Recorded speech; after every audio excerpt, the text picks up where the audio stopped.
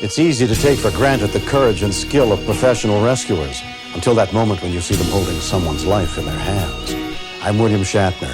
Tonight, true stories of men and women who reach out to those in desperate need on Rescue 911. We begin in New York City as an early morning call for help set in motion one of the most daring rescue attempts in that city's history. Most of the footage in this story was taped as events unfolded on May 14th, 1991.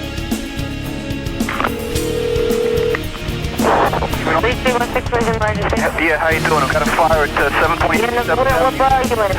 One more time? What borough? Manhattan. Hold on to the fire department. Jesus, God. Fire department, 165. Yeah, fire department, 723 7th Avenue, 12th floor. It's getting really smoky in here, mate. I gotta get out of here. Department, 165.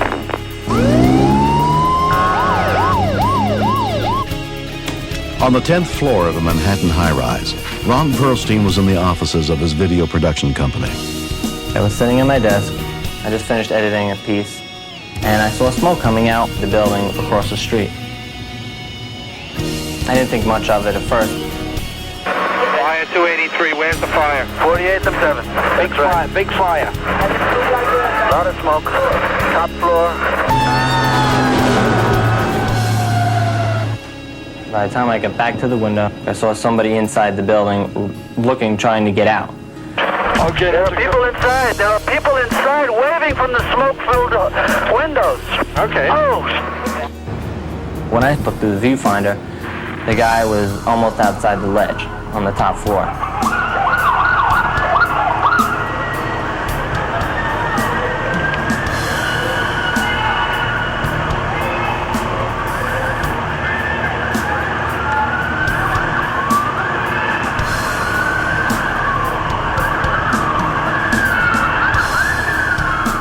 I felt helpless.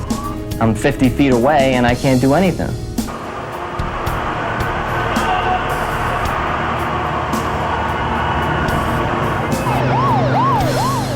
A Rescue 1 unit specially trained for difficult emergencies headed to the scene.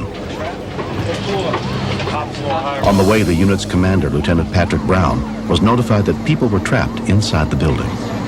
The rescue company responds to any serious fire or any report of an auto accident where people are trapped or a building collapse. It's kind of like a football team, kind of like roving linebacker, you know. You just wander around, do what has to be done.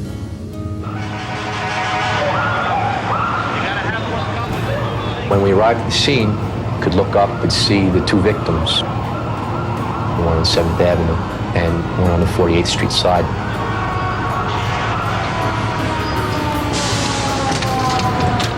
The one victim on the 7th Avenue side was in a very bad position. The fire was only a room away from him. I see him. Yeah. We got him. Let's go. Top floor. Top floor. Hey, I got it. Patty, come on, let's go.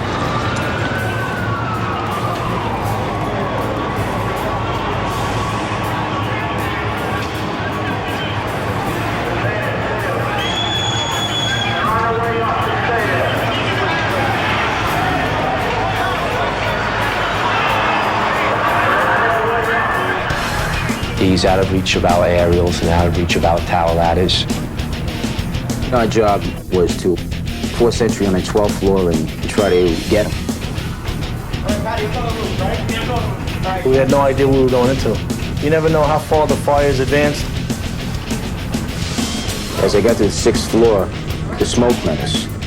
I said to myself, how are we going to save these guys? I mean, the fire was extending so rapidly, they really didn't have much time.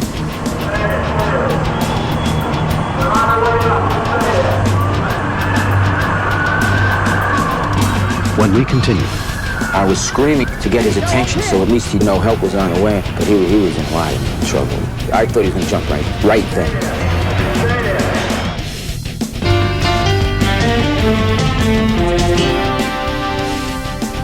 while New York City firefighters continue to try and make their way up through the burning building to the two men trapped on the 12th floor, time seemed to be running out for one of the victims.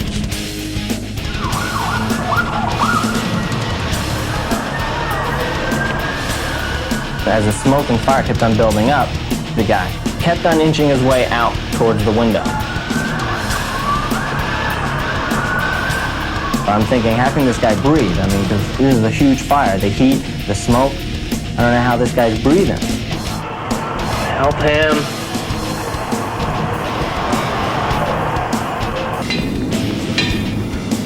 When we reached the fire floor, I went up to the roof to get a more clear picture of where they were trapped in relation to the stairway we were on.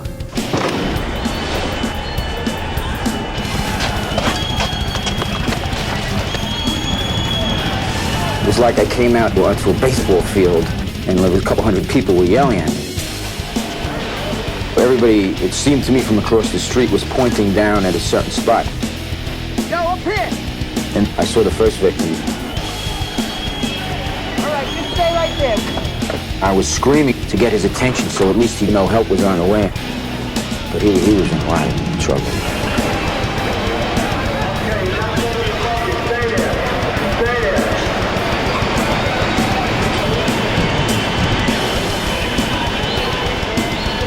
The interior attempt to get the victims wasn't progressing quick enough because of the volume of fire.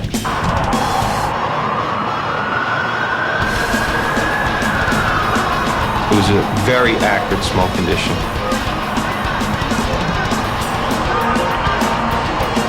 The smoke is going to get you before the fire does.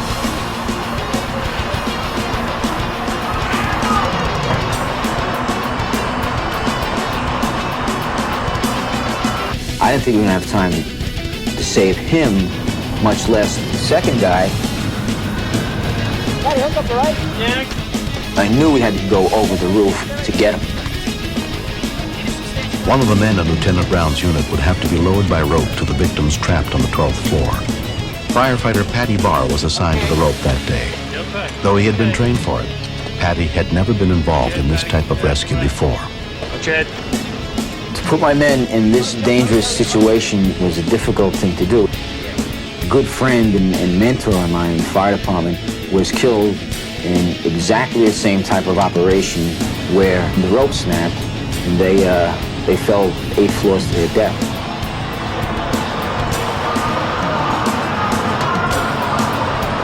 But there was no other way. It was the last resort. Come on up, Patty. Just come on up. Kevin Shea also had never done a rope rescue before. As the anchorman, he would tie the rope to his harness and control the speed of Patty's descent. I yelled back to my men. I said, "Let's go, hurry up, hurry up." I thought he was going to jump right then.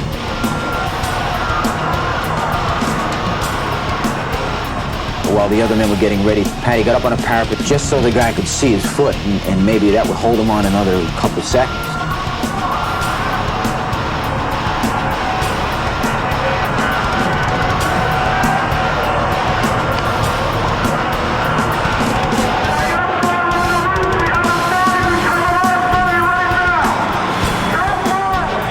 Firefighter Barr was already going over the edge. But due to the construction of this building, there was nothing for Kevin Shea to anchor himself on.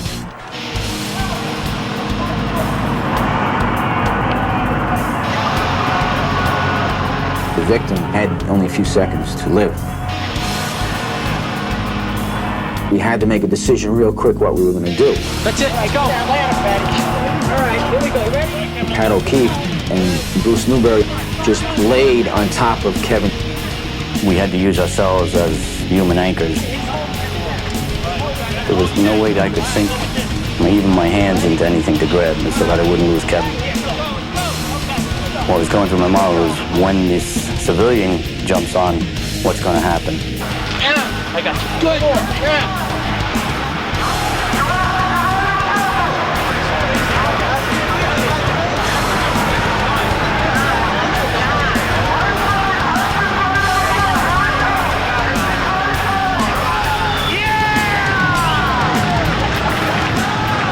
The victim just fell out into his arms. And this pulled my men up into almost a half-standing position. Hold on, Kevin. Gotcha. Hold on, okay.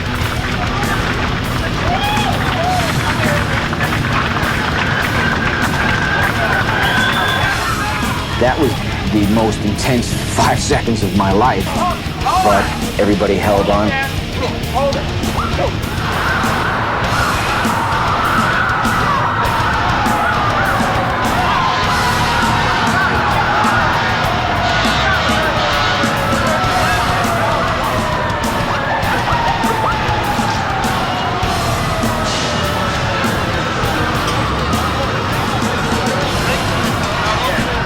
seemed like an eternity up on the roof.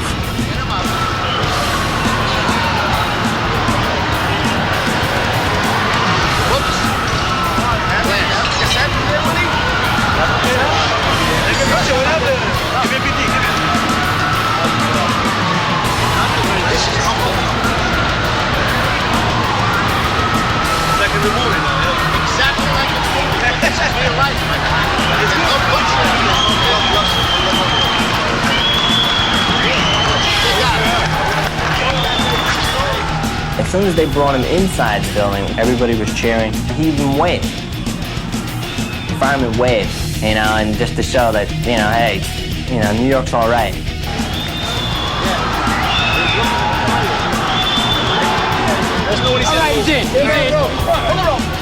You were happy for 2 seconds, and then you knew you had to get right back to work. Because there was another man on 48th Street side.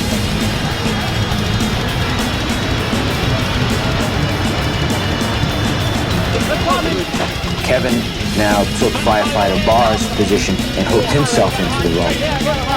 Hold on. All right, Kevin. Firefighter Ray McCormick was with another ladder company. A fireman handed me the rope and asked me if I knew how to do this.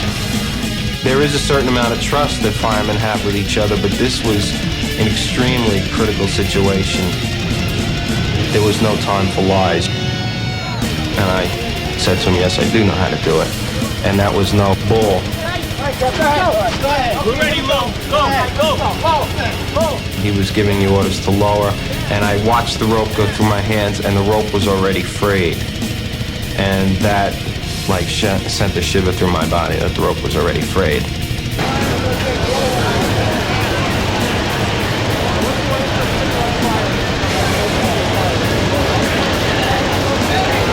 There he goes.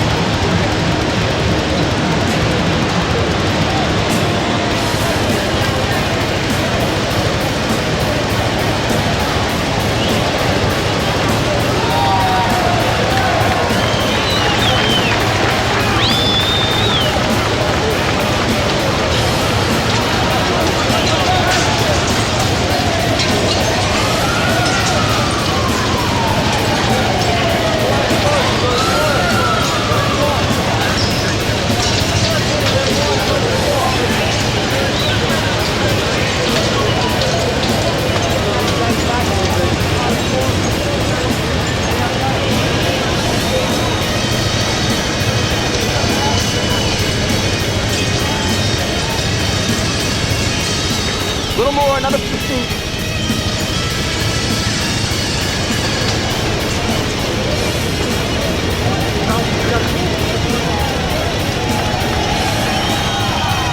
The people on the street were unbelievable. You could hear them. 13 flights up. It just kept getting louder and louder.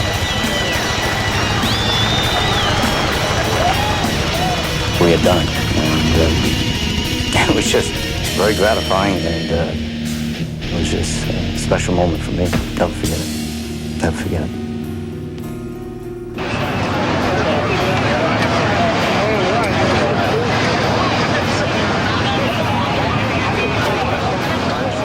The two men rescued from the 12th floor, Jose Gallegos and Peter Lewis, were taken to the hospital and treated for smoke inhalation.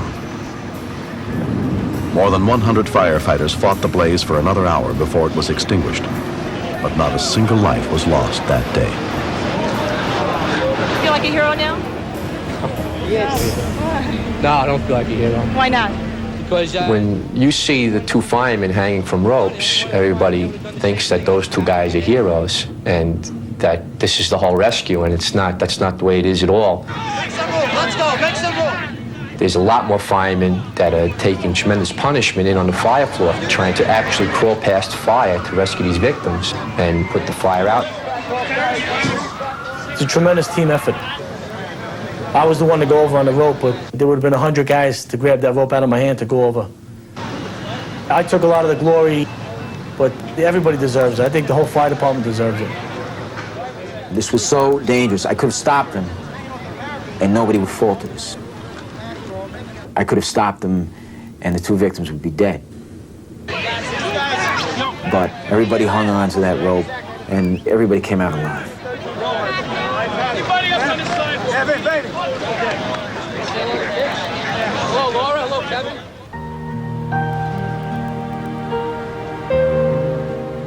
Three months have passed since the incident, but neither Jose Gallegos nor Peter Lewis can forget the men who gave them a second chance at life. How you doing? There we go. Jose, how you doing, man? How you feeling, all right? How you been? Good. After the fire, when I was able to go out, I felt I had to go and see them, and I had to hug these guys and say thank you and share a moment. When I was up in that ledge, I really thought that I was dying. I thought that that was the last moment of my life. It was really an incredible thing what they did. The ladder only reached the 5th floor. Since the fire, every so often I think back to it and I say, gee, you know, I actually am still here. Man, what a day. I'm lucky that Kevin was on duty that day. His matter-of-fact attitude and calmness kept me calm, too. I tell you, if I wouldn't hear you and then you, it would have been out for me.